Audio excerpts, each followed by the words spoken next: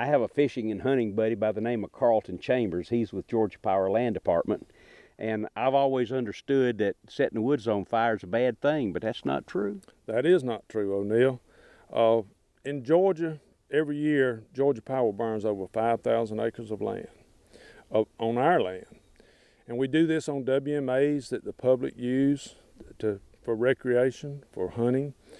And we do it on a lot of land where we're planting longleaf pine. And this site is an example of a longleaf pine forest.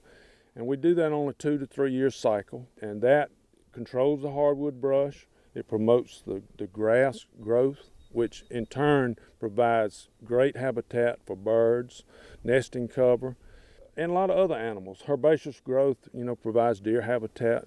And on these lands, the public's able to get out and see what we do, and that they can use it to see what they need to do on their land. Well, what about the longleaf pine? Why do you care? Well, at one time in Georgia, there were millions of acres of longleaf pine. It was the main tree in the coastal plain of Georgia.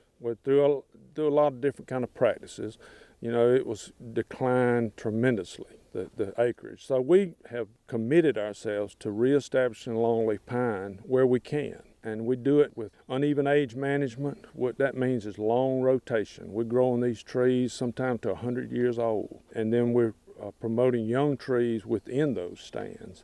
So it's just a practice of conservation to reestablish the longleaf ecosystem in the state. And another great example of Georgia Power and your concerned stewardship to the benefit of the trees and the animals, and occasionally the two of us when we get to go quail hunting. That's true. Very true.